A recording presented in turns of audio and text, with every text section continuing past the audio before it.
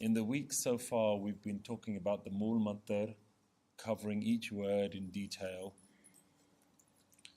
We introduced the structure of the Mool Mantar and how Jap is the title of the Bani, and then you had the opening Salok, which is Aad Sach, Jugad Sach, which is describing this state of permanence that's always been there. The word Sach means permanence.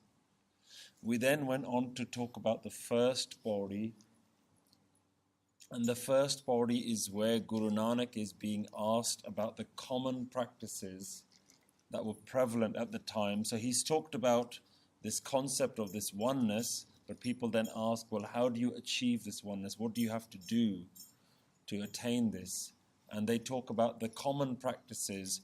Guru Nanak Dev Ji takes some of the myths about the common practices and says that with these practices, you don't necessarily find what this oneness is. So he talks about Soch being this idea of going on holy pilgrimages and bathing in holy places.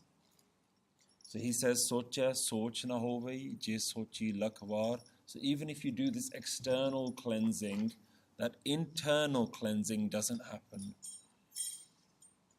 Then it talks about chuppe, chuppe na hovai. So even if you run away from home and run into some mountain somewhere and you just want to sit in silence, that silence of the body and stillness of the body doesn't have chup, that stillness of the mind. Chuppe, chuppe na hovai.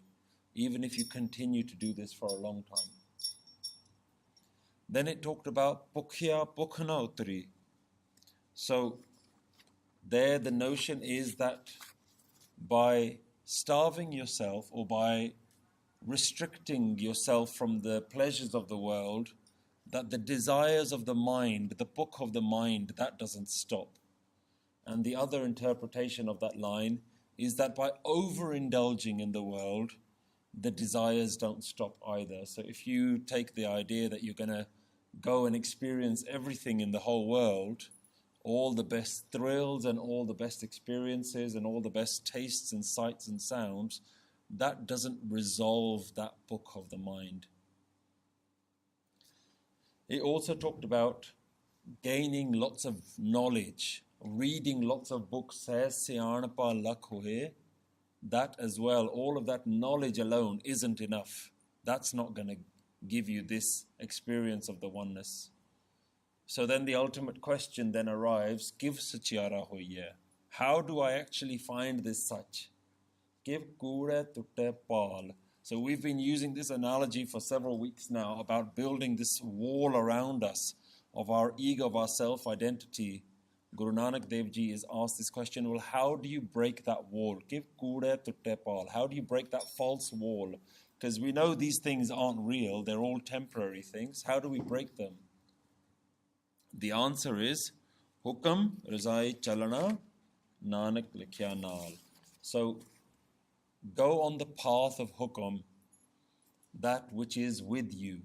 And we explored a little bit of the idea of Hukam, and this week's lesson is all going to be about following Nanak Likhya Naal. Nanak will now explain in detail how do you answer this question. Remember that we're still trying to answer this question. Give Sachiara Hoye. Give Kure Tutte Pal.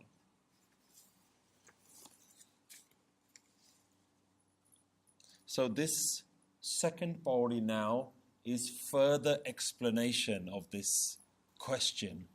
Further explanation, exploring the answer of this. And it's all about the concept of Hukam. So the first thing that we need to cover is that within this verse, we're going to see the word Hukam appear several times. But within this one verse, the word Hukam is spelt in 5 different ways. And each of those 5 different ways have 5 different meanings. The first one is with a Sihari. Sihari at the end of the Mamma. And it means within Hukam.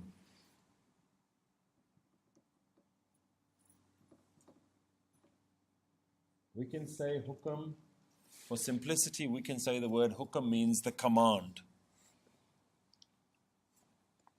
So within the command. The second hukam has got an ankar underneath it. That means it's a masculine singular word, and that is a noun. Any words in Guru Granth Sahib Ji, if they're not masculine or they're not singular words, but they still have an ankar at the end of the day, then they're talking about a noun, a naming word. So this is simply the command. The noun of hukam is just command, the command. The third one is with Bihari. That is hukami. Hukami is the one giving the command. For simplicity, we can say the commander. Yeah? The one giving the command. So for simplicity, I will say the commander.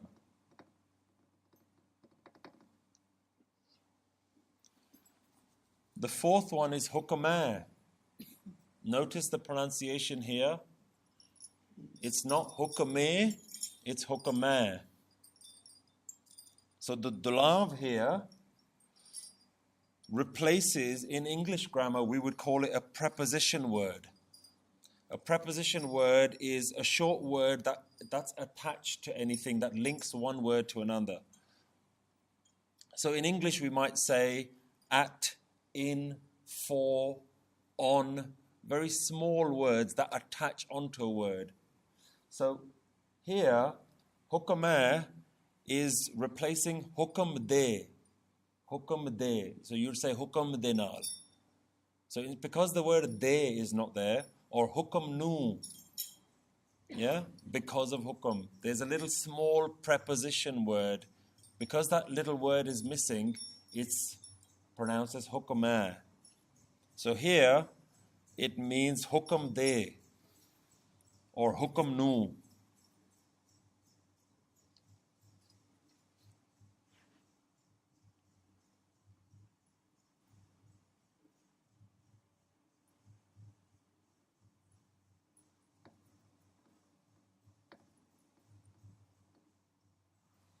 And the last one is hukam without an ankar underneath it. We would call it a mukta.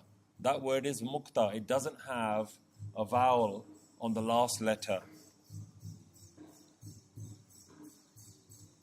And that means of hukam.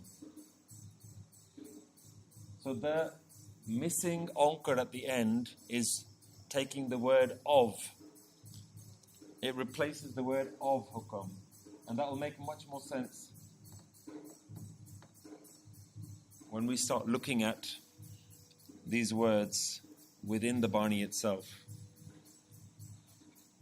So I'll keep that up on the board, and then you'll see as we're going through which is word number 1, which is word number 3, and so on and so forth.